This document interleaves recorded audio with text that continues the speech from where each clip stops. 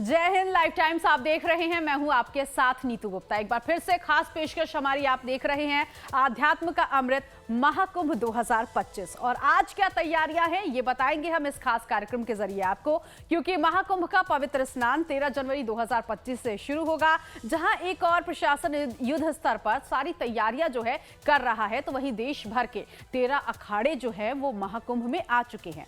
अपने अपने ध्वजों की स्थापना कर संगम नगरी में अपना बसेरा बना चुके हैं। इन्हीं 13 अखाड़ों में से एक है जूना अखाड़ा। हिंदू धर्म के अनुसार जूना अखाड़ा सबसे पुराना और प्रमुख अखाड़ा है। वाराणसी से संबंध रखने वाला जूना अखाड़ा समृद्ध और विविध इतिहास का परिचय देता है। जूना अखाड़ा अपनी स्थापना के समय से ही साधु संतों और हिंदू धर्म के अनुयायियों के लिए एक महत्वपूर्ण केंद्र रहा है।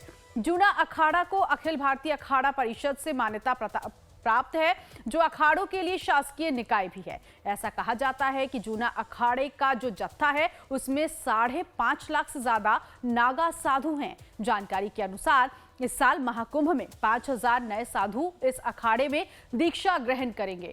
खास बात यह है कि इस बार शाही स्नान की धर्म ध्वजा जूना अखाड़े को ही सौंपी गई है। यानी सबसे पहले जूना अखाड़ा के सन्यासी ही सोने चांदी के सिंहासन पर सवार होकर अस्त्र शस्त्र के साथ राजसी स्नान के लिए निकलेंगे।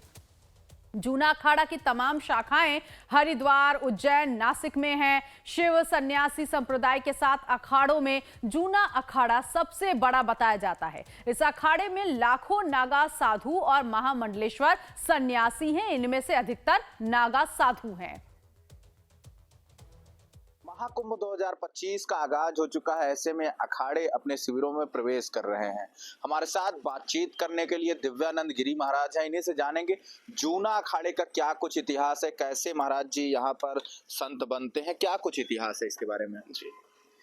ध्येयं सदा परिभवग्नमविष्टदोहं तीर्थास्पदं शिवविरिञ्चिनुतं शरण्यं भृत्यार्तिहं प्रणतपालभवद्विभूतां वन्दे महापुरुषते चरणारविन्दम्।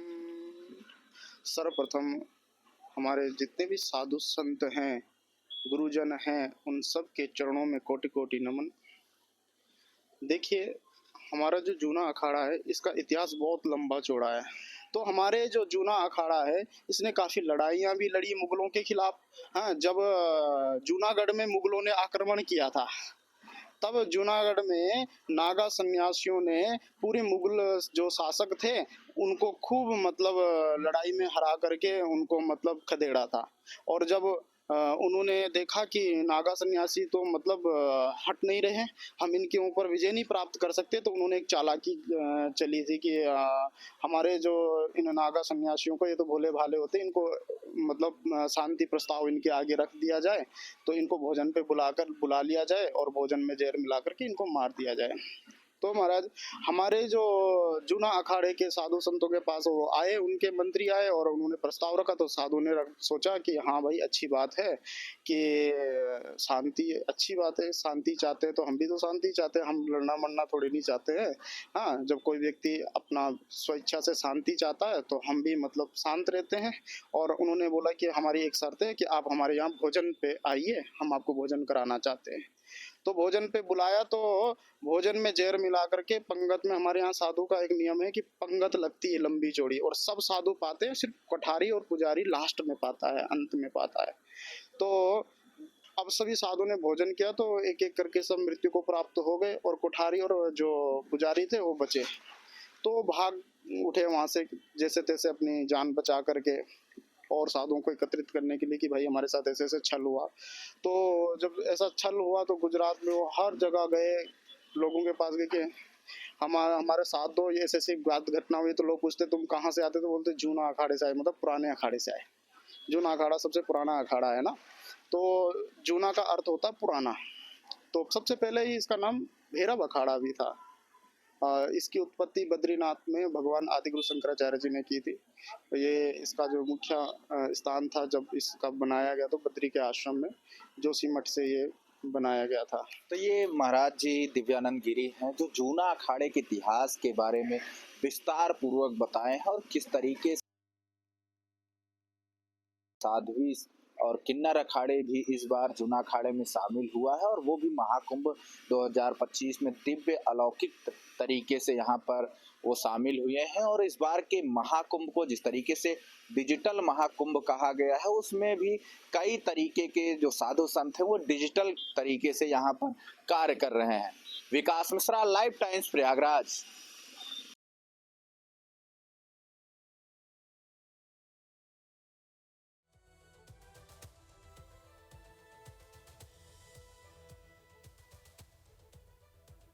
तो जूना अखाड़े का इतिहास आपने जाना, यहाँ जो साधु संत है वो किस तरह से जप तप कर रहे हैं, ये भी हमने जानने की कोशिश की है। एक बार फिर से हमारे संवाददाता विकास हमारे साथ जुड़ गए हैं आगे की जो तैयारियां हैं उसको बताने के लिए। विकास, क्योंकि अब जो बहुत दिन कम है और ऐसे में इन दिनों में जो आखिरी तैयारियां हैं वो अपने चरम पर है।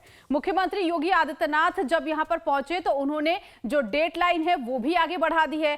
30 दिसंबर तक सारे काम को करने का यहां पर डेडलाइन जो उन्होंने रखी थी। अब ऐसे में किस तरह से तैयारियां आज चल रही है, कामकाज कैसे वहां पर किया जा रहा है?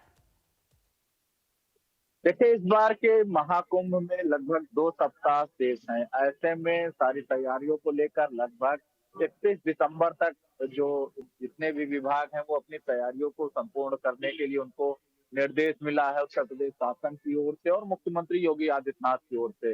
मुख्यमंत्री योगी आदित्यनाथ जिस दिन यानी कि 30 दिसंबर को प्रयागराज में संभावित दौरे पर रह सकते हैं, वो सारे जो पूरे कार्य हो रहे हैं उन सभी चीजों का निरीक्षण कर सकते हैं। ऐसे में जिस तरीके से लगातार महाकुंभ 2025 की तमाम तैयारियों को लेकर मुख्यमंत्री योगी आदित्यनाथ के निर्देश पर तमाम विभाग हो, चाहे जलकल विभाग हो, स्वास्थ्य विभाग हो या अन्य विभाग हो, लगातार अपनी तैयारियों में जुटे हुए हैं। क्योंकि 14 तारीख को पहला स्नान है, 13 जनवरी को, 14 जनवरी को, और ऐसे में तमाम तैयारियों को लेकर लगातार कई तरीके के निरीक्षण अधिकारियों के द्वारा भी किए जा रहे हैं। नोडल अफसर बनाए गए हैं। नोडल अधिकारी लगातार सेक्टर वाइज क्षेत्र में भ्रमण कर रहे हैं। 4000 हेक्टेयर में इस बार के पूरे मेला क्षेत्र को बताया गया है, 56 थानों को बताया गया है। तो ऐसे में 25 सेक्टरों में जो तमाम अन्य क्षेत्र हैं वहां पर लगातार नोडल अफसर को तैनात किया गया। किस तरीके से सभी शिविरों में जल पहुंचे, ऐसे में शौचालय पहुंचे, स्वास्थ्य की टीमें भी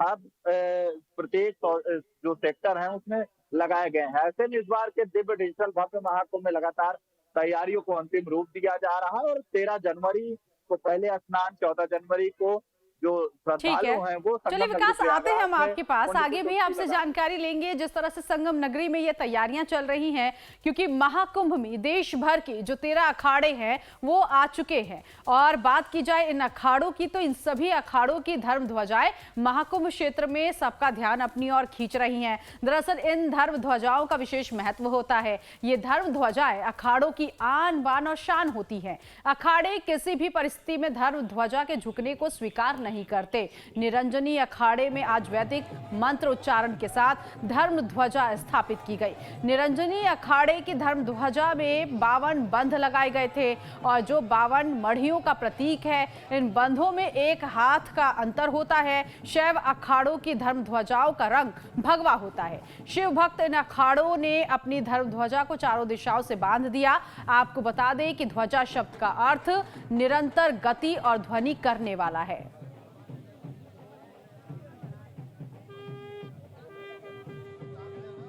महाराज जी, ये जो आज धर्म ध्वजा हुई है निरंजनी अखाड़े की, इसकी क्या परंपरा हुई है और कैसे है? ये हमारे अखाड़े की जो श्री पंचायती अखाड़ा श्री निरंजनी है उसकी आज धर्म ध्वजा स्थापित हो गई है। और धर्म ध्वजा का मतलब है कि यहाँ पे धर्म का एक स्थापना हो गई है और आज से जितने भी निरंजनी अखाड़े के संत महात्मा जहाँ देश विदेश या किसी भी राज्य में जहाँ पे रहते हैं वो यहाँ के लिए पुंज करना चालू कर देते हैं। और यहाँ पे आज से आगमन चालू हो जाएगा महात्मा लोगों का, जितने भी राज्य है वहाँ से।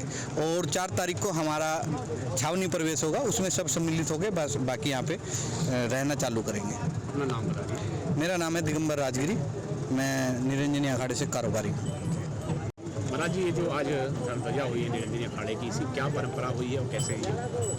ये हमारे अखाड़े की जो श्री पंचायती अखाड़ा श्री निरंजनी है उसकी आज धर्म ध्वजा स्थापित हो गई है। और धर्म ध्वजा का मतलब है कि यहाँ पे धर्म का एक स्थापना हो गई है और आज से जितने भी निरंजनी अखाड़े के संत महात्मा जहाँ देश विदेश या किसी भी राज्य में जहाँ पे रहते हैं वो यहाँ के लिए पुंज करना चालू कर देते हैं और यहाँ पे आज से आगमन चालू हो जाएगा महात्मा लोगों का जितने भी राज्य है वहाँ से।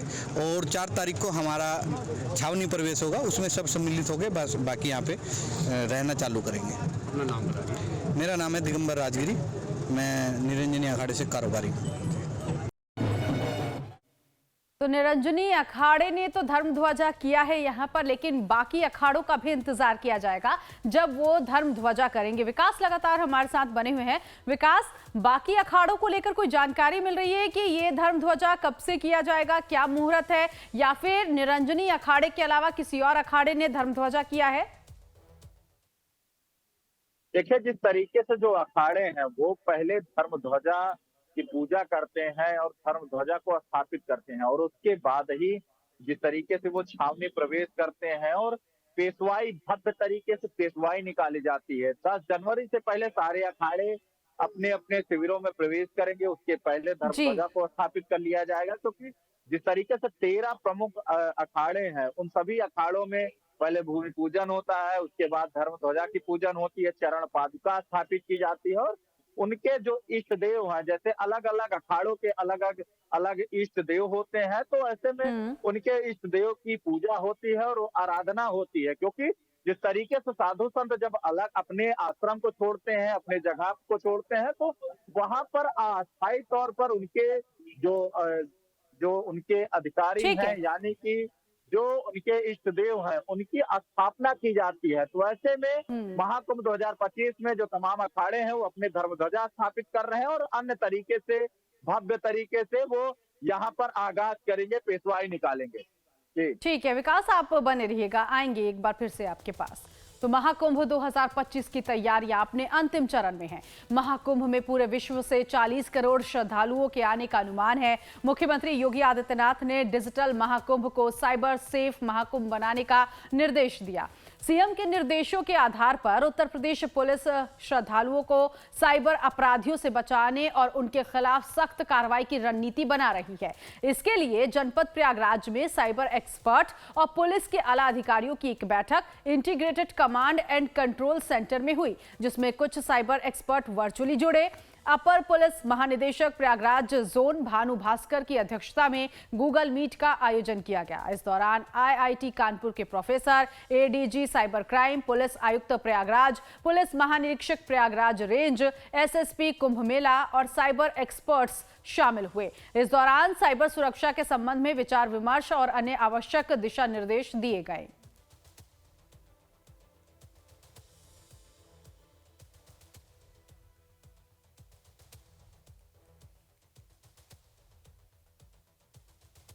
यूपी के जनपद महाराजगंज से खबर मिल रही है कि प्रयागराज में महाकुंभ 2025 के दौरान किसी आतंकी साजिश के खतरे को देखते हुए सुरक्षा एजेंसियां, पुलिस सतर्कता बरत रही हैं। डीजीपी प्रशांत कुमार ने महाकुंभ के दौरान नेपाल सीमा पर पुलिस को एसएसबी के साथ समन्वयक बनाकर सघन चेकिंग सुनिश्चित कराए जाने का निर्देश दिया। इसके बाद महाराजगंज जनपद के भारत नेपाल की सीमा पर एसएसबी और पुलिस के जवान अलर्ट हो गए। महाकुंभ में आतंकी खतरे को देखते हुए भारत नेपाल के 84 किलोमीटर पर एसएसबी के जवान पेट्रोलिंग करते हुए नजर आ रहे थे। पेट्रोलिंग करते हुए ये एसएसबी के जवान दिखाई दिए। साथ ही साथ सोनौली बॉर्डर पर नेपाल से हर आने जाने वाले लोगों की तलाशी भी ली जा रही है। उन्हें भारत में प्रवेश करने से पहले उनकी चेकिंग की जा रही है। दूसरी तरफ डॉग स्क्वाड से भी उनके सामानों की जांच चल रही है। सीसीटीवी से निगरानी रखी गई है, जिससे कोई भी देश विरोधी तत्व भारत में घुस ना सके।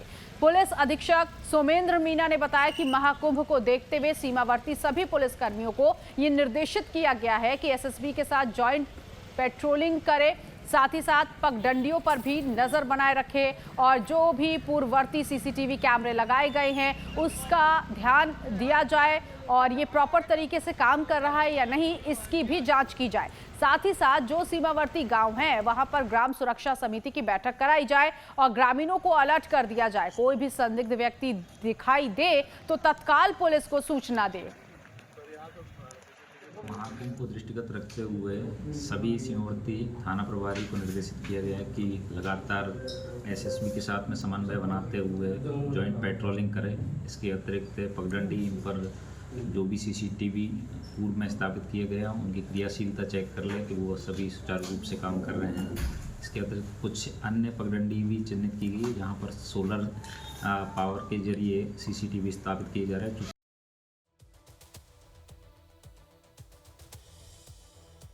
तो ये तो बात रही महाकुंभ की सुरक्षा व्यवस्था की, लेकिन संगम नगरी प्रयागराज में होने वाले महाकुंभ में देश विदेश से सैकड़ों श्रद्धालु स्नान के लिए आएंगे। ऐसे में इस साल महाकुंभ में 40 करोड़ से ज्यादा श्रद्धालुओं के आने की संभावना है। लिहाजा श्रद्धालुओं की इतनी भीड़ को संभालना, सकुशल रखना यूपी सरकार और जिला प्रशासन के लिए बड़ी चुनौती है। इसी चुनौती से निपटने के लिए योगी सरकार ने श्रद्धालुओं की सुरक्षा और सुगमता से मेले तक पहुंचाने के साथ ही उन्हें सकुशल घर वापसी का फुल प्रूफ प्लान तैयार किया है। सुरक्षा व्यवस्था सुनिश्चित करने के लिए उत्तर प्रदेश पुलिस ने मजबूत 7 चक्रीय सुरक्षा घेरा बनाया, जिसमें प्रयागराज पुलिस की भूमिका अत्यंत महत्वपूर्ण है।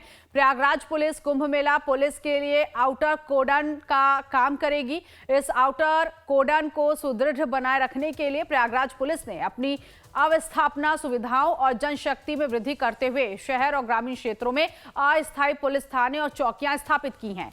कमिश्नरेट में अब 44 नहीं 57 थाने होंगे। रेलवे स्टेशन, बस अड्डों के अलावा एयरपोर्ट, अन्य मार्गों से आने वाले श्रद्धालुओं को सुरक्षित मेला क्षेत्र तक पहुंचाने के लिए उत्तर प्रदेश पुलिस ने नए अस्थायी थाने और चौकियां स्थापित की हैं। प्रयागराज कमिश्नरेट पुलिस के शहरी और ग्रामीण क्षेत्रों में लगभग 10,000 पुलिस फोर्स तैनात की जा रही है। साथ हमारे स्पेशलिस्ट विंग्स हैं, जैसे एनएसजी है, एटीएस है, एसटीएफ है, जल पुलिस है, घुड़सवार पुलिस है। ये सब मिला के लगभग 30,000 से अधिक की फोर्स यहाँ पर सुरक्षा की व्यवस्था कर रही है। और इसके अलावा समस्त मेला क्षेत्र सीसीटीवी कैमरों से आच्छादित है, जिसमें एआई भी काम कर रही है, जिससे हमको लगातार अलर्ट्स मिल रहे हैं। इन सब की सहायता से मेले को पूर्ण रूप से सुरक्षित रखा जाएगा। हमारे सारे थाने एक्टिवेटेड हैं और उनके ऊपर जो उनके थाना प्रभारी हैं वो हैं सीओज सभी सेक्टर्स में लग गए हैं। 10 जोन्स हैं जिसमें एडिशनल एसपी नियुक्त हैं। मेला पूर्णतया पुलिस की निगरानी में है। तो महाकुंभ में सुरक्षा व्यवस्था चाक चौबंद किए गए हैं। विकास लगातार हमारे साथ बने हुए हैं। विकास, सुरक्षा व्यवस्था की बात तो हमने यहाँ पर बताई अपने दर्शकों को कि ना सिर्फ श्रद्धालु यहाँ पर आएंगे बल्कि मेला क्षेत्र तक पहुंचने के खास इंतजाम किए गए हैं और यहाँ से सकुशल घर वापसी हो, इसके लिए भी राज्य सरकार की तरफ से तैयारियां जो है वो देखी जा रही है। लेकिन इन सब के बीच वहां पर क्या ऐसे इंतजाम किए गए हैं जिससे कि श्रद्धालु आसानी से आस्था की डुबकी लगा सकते हैं, शाही स्नान कर सकते हैं और सुरक्षित वो यहाँ पर महसूस कर सकते हैं? क्या और इंतजाम यहां पर आप देख पा रहे हैं? देखिए, इस बार के महाकुंभ में अलग अलग तरीके से नए नए प्रयोग किए गए हैं। एआई टेक्नोलॉजी का जहां सहारा लिया जा रहा है, वहीं जो दर्शनार्थी हैं, जो श्रद्धालु हैं, जो आएंगे, उनके लिए रिवर फ्रंट की व्यवस्थाएं की गई हैं, स्टील ब्रिज की व्यवस्थाएं की गई हैं। लगभग 30 से ज्यादा पांटून पुल तैयार किए गए हैं, जिससे किसी भी तरीके की उनको असुविधा न हो। ऐसे में इस बार के दिव्य डिजिटल भव्य महाकुंभ में किसी भी तरीके की कोई दिक्कत न हो, इसलिए प्रयागराज कमिश्नरेट में 44 की जगह 57 थाने बनाए जा रहे हैं, जिसमें 13 अस्थायी थाने और पुलिस चौकियों को स्थापित किया जाएगा। 10,000 से अधिक पुलिसकर्मी इसमें तैनात रहेंगे। इंस्पेक्टर लेवल के अधिकारी लगातार इसमें तैनात रहेंगे। तो ऐसे कई अन्य चीजों को लेकर लगातार महाकुंभ 2025 में योगी सरकार के निर्देश पर कार्य हो रहे हैं। इस बार के महाकुंभ में अभी से ही जो बाहर यानी कि बाहरी जनपद की जितनी भी गाड़ियां आती हैं या लोकल की गाड़ियां हो, पुलिस बाकायदे एक रजिस्टर लेकर उनका नाम, नंबर, आधार कार्ड और पूरी गाड़ी को चेक कर रही है। तो ऐसी कई चीजों पर, संदिग्ध चीजों पर लगातार उत्तर प्रदेश पुलिस, महाकुंभ नगर प्रशासन की नजर है और दिव्य सकुशल संपन्न कराने के लिए लगातार पुलिस कटिबद्ध है और तरह तरह के तरीकों को लेकर लगातार नए नए प्रयोग कर रहे हैं। जल पुलिस भी वाटर ड्रोन इस्तेमाल कर रही है। जिस तरीके से इस बार के महाकुंभ को दिव्य तरीके से डिजिटल बनाया जा रहा है, पीएसी के जवानों की तैनाती कर दी गई है, एसएसपी और आरएएफ के जवानों की मदद ली जा रही है। तो इस बार के डिजिटल भव्य महाकुंभ में 2 हफ्ते शेष हैं। ऐसे में कई तरीके के नए नए प्रयोग किए जा रहे हैं और मेला एसएसपी राजेश द्विवेदी लगातार मॉनिटरिंग कर रहे हैं, मेला अधिकारी लगातार मॉनिटरिंग कर रहे हैं और इस बार के जो महाकुंभ हो रहा है 45 दिन का, उसमें किसी भी तरीके की कोई दुर्घटना ना हो, इन सभी पहलुओं पर लगातार नजर रखी जा रही है। जल विभाग हो या आप समझिए कि अग्निशमन विभाग हो, सभी तरीके के नए नए इक्विपमेंट को अपलोड कर रहा है, उसको डेमो देखा जा रहा है। जिस तरीके से वाटर ड्रोन देखा गया, लाइफ जैकेट देखी गई और नाविकों पर सख्ती से पेश आया जा रहा है, क्योंकि जो नाविक हैं वो महाकुंभ 2025 में महत्वपूर्ण भूमिका निभाते हैं। उनमें जो आम श्रद्धालु आएंगे उनके लिए लाइफ जैकेट को अनिवार्य कर दिया गया। यानी कुल मिलाकर हर तरफ से सिक्योरिटी दी जा रही है और यहाँ पर श्रद्धालुओं के लिए उनकी शिकायतें सुनने के लिए भी 44 की जगह 57 जो चौकियां हैं वो बनाई जा रही है, ताकि किसी तरह की कोई अप्रिय घटना यहाँ ना घट सके। बहुत शुक्रिया विकास इस जानकारी के लिए। तो प्रयागराज में इस वक्त महाकुंभ की जो तैयारियां हैं वो जोरों पर है, क्योंकि 13 जनवरी से शुरू होने वाले दिव्य और भव्य महाकुंभ के लिए दुनिया भर के लोग उत्साहित हैं। श्रद्धालुओं को किसी तरह की कोई परेशानी ना हो, इसके लिए इंतजाम किए जा रहे हैं। सीएम योगी आदित्यनाथ खुद जमीन पर उतरकर सारी तैयारियों का जायजा ले रही हैं। इसी कड़ी में मेले में आने वाले श्रद्धालुओं को आवाजाही में दिक्कत ना हो, इसीलिए मेला क्षेत्र में अस्थायी रास्ते बनाए गए हैं। तीर्थयात्रियों की सुविधा के लिए इन रास्तों को रेत से भरी बोरियां रखकर बनाया जा रहा है। ये अस्थायी रास्ते श्रद्धालुओं को स्नान के साथ ही नावों तक आसानी से पहुंचाने में मददगार साबित होंगे।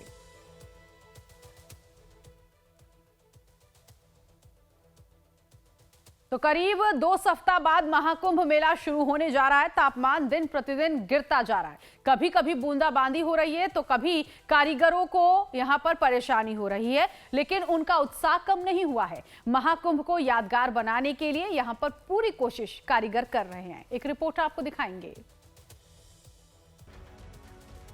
उत्तर प्रदेश के प्रयागराज में करीब 2 सप्ताह बाद महाकुंभ मेला शुरू हो जाएगा। मेले के लिए अंतिम चरण की तैयारियां जोर शोर से चल रही हैं।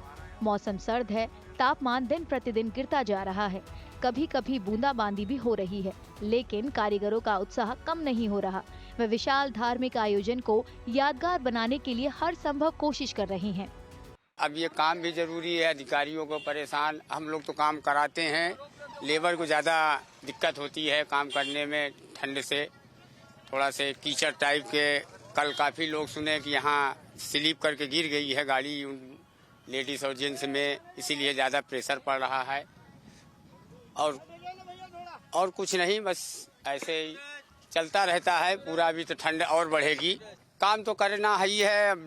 लेबर को जो परेशानी है वो दिया जाएगा, काम तो होगा ही मेले का।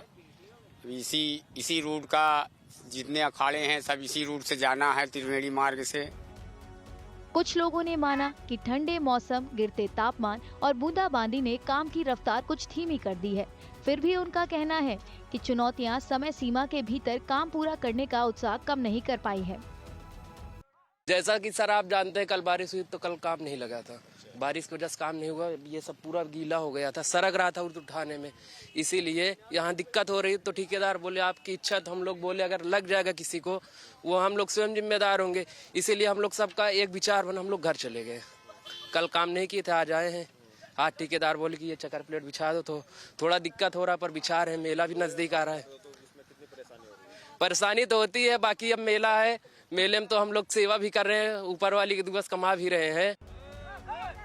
महाकुंभ मेला हर 12 साल में आयोजित होता है। इस बार महाकुंभ 13 जनवरी से शुरू हो रहा है। 45 दिन चलने वाले महाकुंभ में लगभग 40 करोड़ तीर्थयात्रियों और पर्यटकों के आने की उम्मीद है।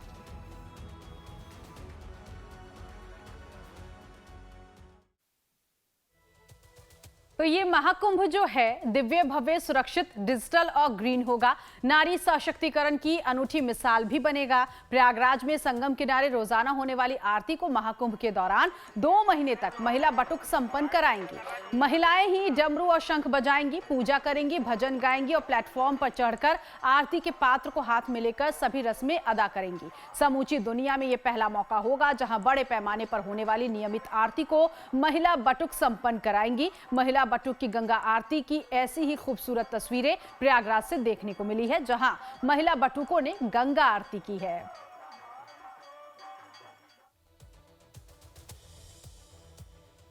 फिलहाल इस खास पेशकश में अभी के लिए बस इतना ही। लाइफ टाइम्स पर खबरों का सफर जारी है, बने रहिए हमारे साथ।